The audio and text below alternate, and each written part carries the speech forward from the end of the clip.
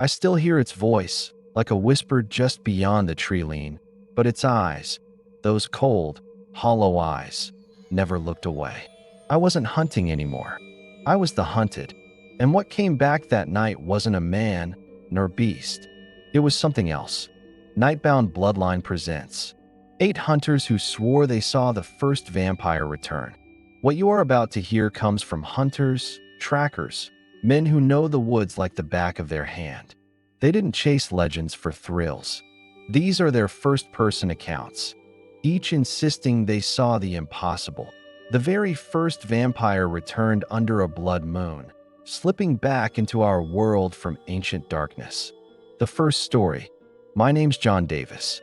I'm 38, a game warden by trade, born and raised deep in the Appalachian Range.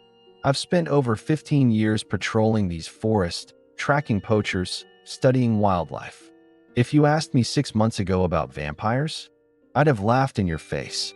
Never one for fairy tales. What I see, I believe. What I don't, I ignore. That night, it was late October, the kind of chill that seeps into your bones like ice water. I was out on a routine patrol near an old logging trail, the kind you rarely hear anything on past the crunch of your own boots in the dead leaves. The moon was full and blood red, casting everything around in a strangely tinted light, almost unreal. The air was thick with the smell of damp earth and decaying wood, but beneath that, something else crawled in my nostrils, a sharp metallic scent, like copper and rust. I remember the way the shadows stretched longer than they should, twisting in unnatural ways. Everything went so quiet. The usual night chorus of insects and distant owl calls stopped like someone flipped a switch. At first, I just felt it. A heavy weight pressing on my skin, the kind of presence you can't shake. I caught movement out of the corner of my eye. A dark figure slipped between the trees, tall, too tall. Its footsteps were heavy but soundless. The way it moved defied what I'd seen in any animal. A deliberate, smooth glide that felt wrong. Then I saw it more clearly. It was maybe 7 feet tall, not quite human, not fully beast. Its skin was pale, too pale, like dead porcelain cracked in faint, silvery veins. Dark fur lined its arms and back, but not evenly, like patches sewn on. Its head was elongated, a snout stretching forward but with brittle, fang-like teeth barely visible in a thin, cruel smile. Its eyes, gleaming topaz gold. They weren't animal eyes, but ancient, calculating, with a cold fire burning behind them. The thing wasn't just watching me. It was studying, learning. It stepped closer, and I could hear a low, guttural whisper, almost like the wind shaped into words. Then it did something I can't explain. It mimicked the sound of a wooden branch breaking, a soft knock on a nearby tree. The woods felt alive with menace. I knew it could hunt me better than any beast. It crossed between the shadows and the thin rays of moonlight, blocking my path, circling me, heart pounding like a drum. I reached for my rifle, but my hands shook too much to steady the barrel. I took off running, breath burning, muscles screaming, with the sounds of soft footfalls tracking me from behind. When I dared to look back, it vanished like smoke, leaving nothing but that copper stench and an echo of its terrible whisper haunting the night. I made it back to camp just as dawn broke. I couldn't sleep for days. The forests were never the same, and I know what I saw. It wasn't a man, a bear, or some trick of shadows. It was something else, something older than any story. I've never gone back up that trail. Some things, once seen, can't be unseen. The second story. My name's Lisa Crawford. I'm 42, a park ranger tasked with overseeing a remote section of the Black Forest here in Germany, a place untouched by time. I've spent decades walking these woods, and believe me, when you don't believe in ghosts or monsters, as I didn't, you focus on facts. Trees, animals, weather. Hard, cold facts. But that night, everything I thought I knew unraveled. It was early spring. The forest was waking up, buds just starting to open. I was checking out a forgotten trail near an abandoned village, a place locals avoid after dark. The moon hung low and heavy, a deep blood red, casting long shadows that swayed with the wind. A strange hush had settled, like the forest knew something was watching. I remember the smell first, rot and something sweeter, like decaying roses, crawling in the cool air. Then came the sounds, unnatural sounds.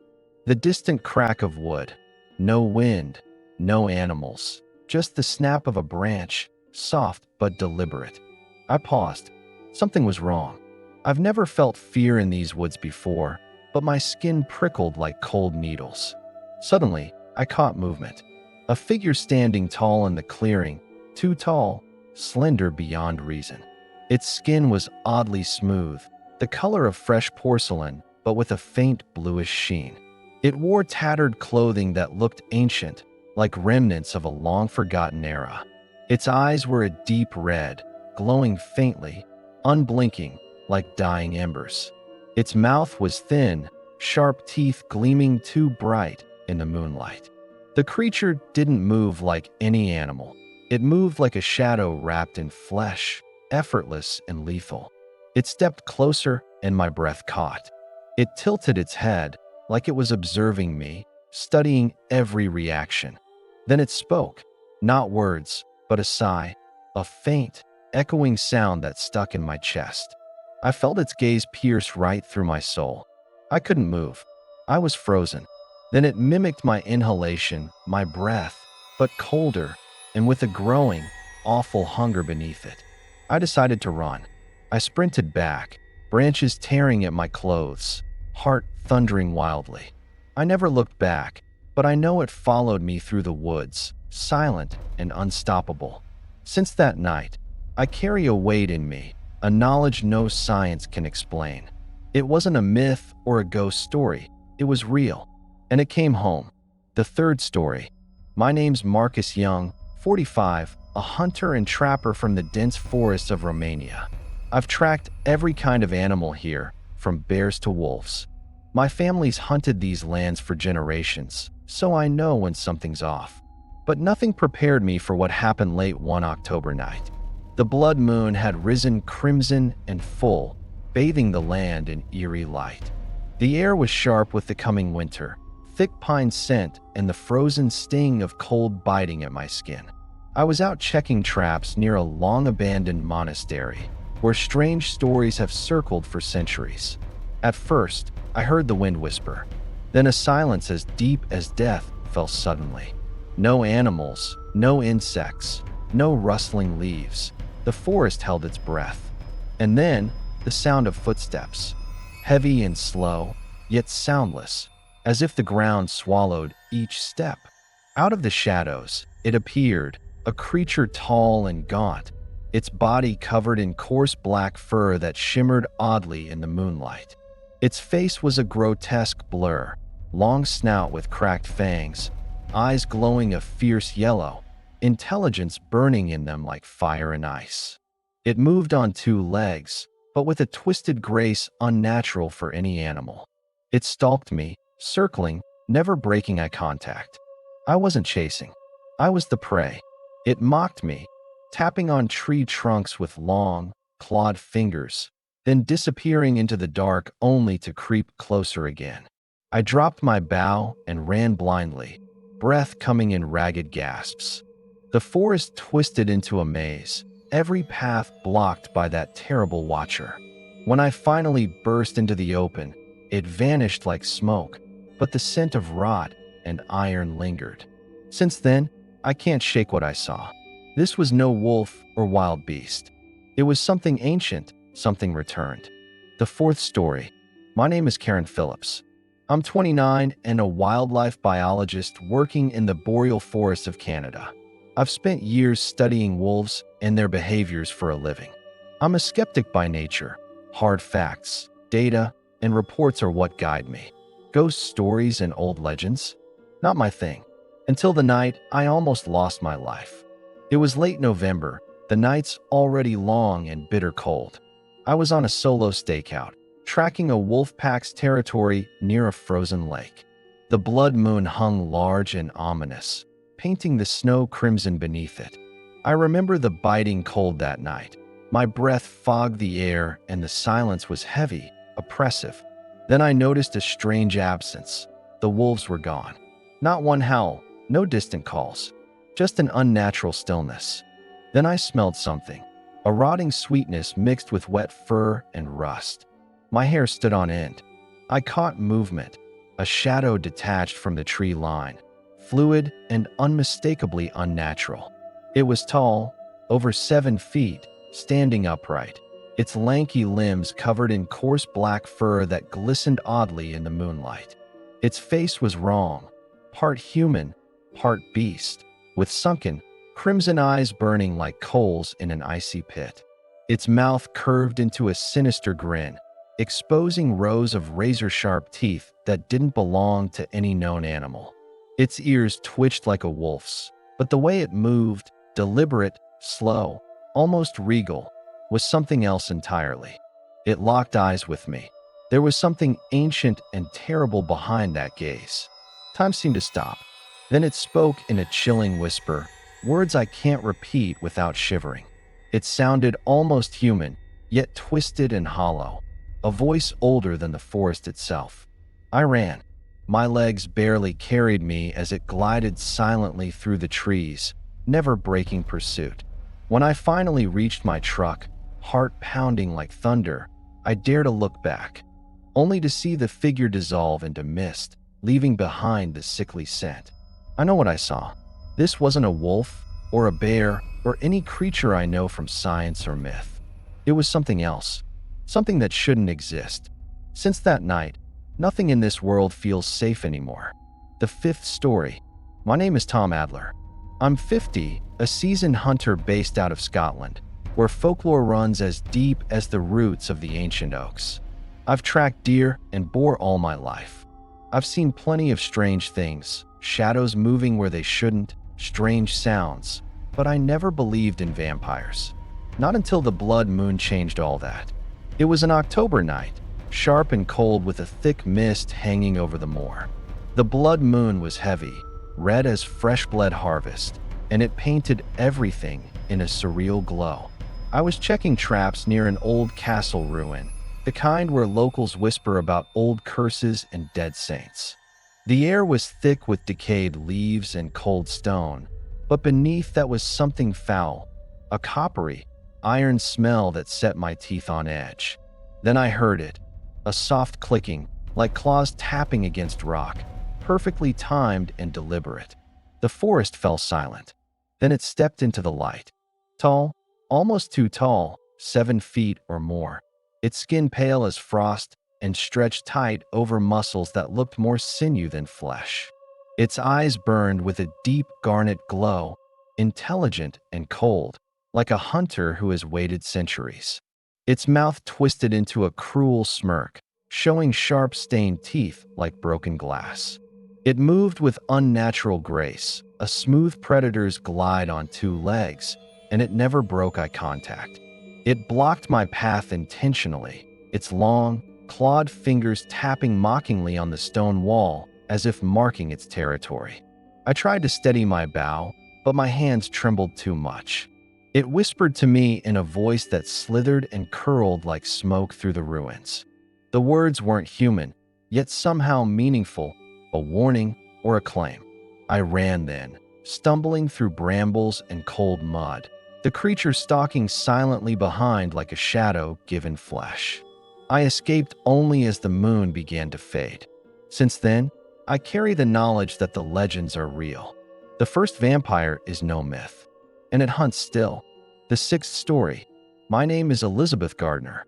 I'm 27, a game warden in the dense forests of Oregon. Raised in a small logging town, I've always been practical, grounded. I don't believe in fairy tales. I believe in what you see and can prove. But that night, everything I knew shattered. It was the blood moon, hanging huge and cruel in a sky muted by rolling clouds. I was patrolling a rarely used trail near the old mining camps, the air heavy with frost and the sweet decay of fallen leaves. The usual forest sounds, crackling twigs, distant bird calls, fell abruptly silent, replaced by the faintest, strangest sounds. Something almost like a low laugh, but it echoed like it came from nowhere. My heart tightened, a surge of dread better than any wolf's howl. Then I saw it, a towering figure stepping silently through the fog. Its skin was unnaturally pale, vapory, like smoke caught between fading light and shadow. Dark patches of coarse hair clung unevenly to its limbs, its long face shadowed but with deep, burning red eyes that seemed both sad and cruel. It moved erect, almost human, but tilted and twisted in ways no flesh should. Its lips curled back to show sharp, irregular teeth, some broken, others glinting razor-thin in the moonlight. It made no sound but pressed close, blocking my path with deliberate ease. It whispered words I didn't understand, but felt like warnings carved into my mind. I stumbled backward and ran, lungs burning, branches tearing at my jacket. By the time I reached my truck, the figure had vanished, but the cold dread remained. That night broke something in me. I've seen what no hunter should, something ancient and evil made flesh. I've never gone back, because that vampire hunts still, lurking where legends die. The seventh story. My name is David O'Connell. I'm 44, a forest ranger in the wild Irish Highlands. I've been patrolling these lands for nearly 2 decades, a man used to silence and shadow. I don't claim to believe in old tales, but what I saw beneath that blood moon left no room for doubt. It was late autumn, a night so cold the air tasted sharp and alive. The blood moon hung low, casting a red glow that swallowed the familiar hues of the forest. I was checking a remote section near an ancient burial ground, a place locals say is cursed. The silence was thick, broken only by my crunching footsteps. Then it stopped, a sudden stillness pressing down like a weight. My skin prickled with a primal fear I couldn't place.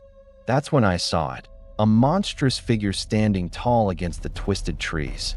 Its skin was an unnatural white, stretched taut over muscle and bone, with patches of dark fur clinging in ragged strips.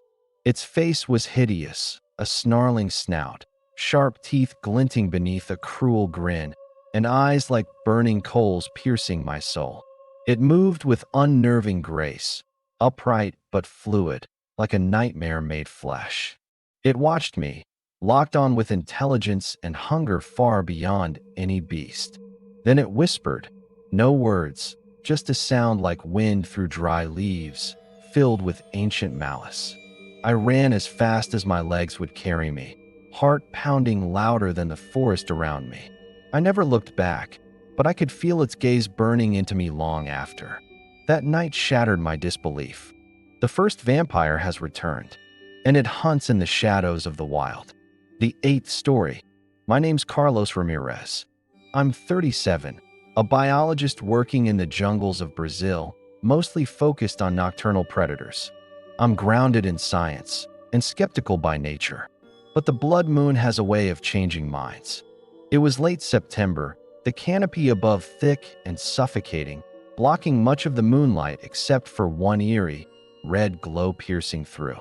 The air was heavy with humidity and the scent of wet earth. I was on a nighttime expedition, tracking jaguar patterns near ancient ruins, places locals avoid once darkness falls. The night was alive with insect buzz and distant calls, but suddenly, everything shut down. No sound, no movement. Then a stench hit me, metallic and sweet, something like decayed fruit mixed with iron. Out of the shadows stepped something monstrous, over 8 feet tall, lean and yet terrifyingly powerful. Skin pale but mottled, almost translucent. Jagged fur in patches, and a face like a nightmare. Elongated jaw, eyes glowing a piercing red, intelligent and hungry. It moved upright but with inhuman fluidity, like a predator carved from shadow and moonlight. Its gaze locked with mine, distant and merciless. Then it made sounds, a strange clicking and snapping, as if communicating in a language older than humanity. I froze, heart thundering in my chest. When it lunged in a blur, I ran without looking back. The jungle swallowed the creature, but the scent and terror lingered. This was no animal or myth. This was the return of the first vampire, hunting far from the civilized world. The ninth story. My name's Hannah Lee. I'm 26, a forest ranger from South Korea, stationed in the dense and ancient Yurisan National Park. I'm a practical person, not much for legends or superstition. But what I saw beneath the blood moon shattered all my certainty. It was mid-autumn, the air sharp and cool, the forest glowing strange and red in the moonlight. I was on a solo patrol, following the ridge near a shrine that locals say is cursed. The night felt eerily silent. No animals, no wind, no rustling leaves. Only the distant echo of my own footsteps. Then I smelled it, a sickening mix of decay and copper that seemed to crawl across my skin. Out of the darkness emerged a towering figure, over 7 feet, wrapped in ragged fur and pale, wrong skin. Its face was a twisted mask, a long snout framed by sharp fangs, dark eyes gleaming with a cruel, ancient intelligence. It moved upright, but with a predator's grace, as if gliding through the shadows. It locked eyes with me and whispered words I couldn't understand, sounds old as the forest and cold as death. I could feel its hunger, its cold focus. I ran then, branches tearing at my skin and clothes, heart pounding louder than the silence it had created. When I reached safety, the figure was gone, but the nightmare wasn't. I know what I saw. The first vampire returned under the blood moon, stalking dark woods far from the cities. It moved in a flicker, swift and precise, almost as if it knew every shadow ending and glided between them. Its gaze locked on me, hungry and calculating. It mimicked the sound of snapping twigs, like a hunter stalking prey. I tried to stay still, trying to calm my pounding heart, but when it lurched forward, I had to run. Its footsteps made no sound, but I could sense it closing in, like a shadow swallowing the light around me. I survived that night, but I will never forget that terrible presence. This was no animal, no legend. This was the first vampire, reborn and hunting in the shadows. The 10th story. I'm Samuel Osei. I'm 40, a hunter and tracker from the dense forests of Ghana. I grew up surrounded by stories of spirits and creatures, but I'd always been a man of reason. That was until the blood moon rose that night, and everything changed. It was late October, the air thick and humid, the forest alive with the hum of insects and distant animal calls. Suddenly, the night grew silent. Every sound fell away like it had been swallowed whole. The moon glowed deep red, a light that felt unnatural, suffocating. Then I smelled something awful, a mix of decaying flesh and wet earth that made my stomach churn. Out of the shadows stepped a figure tall and terrifying. Its skin was pale to the point of transparency, stretched tight over its bones. It moved upright, but unlike any man, with limbs too long and fingers ending in curved claws. Patches of dark fur clung to its sides, random and ragged. Its face was monstrous, elongated with a wolfish snout and razor-sharp teeth that gleamed in the moonlight. Its eyes burned bright amber, intelligent and cruel, staring straight through me. I froze, but it stared back, head tilting slightly as though assessing me. Then it made a sound, a whisper like rustling leaves in wind, but filled with menace beyond words. I ran, heart pounding, every step weighed down by fear I've never known.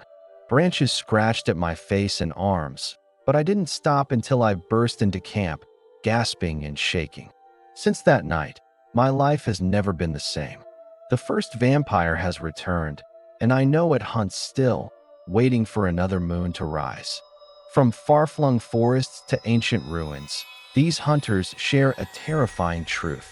The first vampire has returned, creatures of shadow and blood, stalking beneath the chill red light of the blood moon. Their stories pierce the veil between myth and reality, reminding us that the unknown still prowls the darkest corners of our world. These encounters are not just tales to scare children. They are echoes of an ancient evil rising again. If you've experienced the uncanny, the unexplainable, or glimpsed shadows that should not exist, share your story in the comments. Let the Nightbound Bloodline community stand watch together. If you hunger for more darkness, hit like and subscribe, and join us as we delve deeper into the night. This has been Nightbound Bloodline. Thank you for listening. Until next time, sleep with one eye open. The end.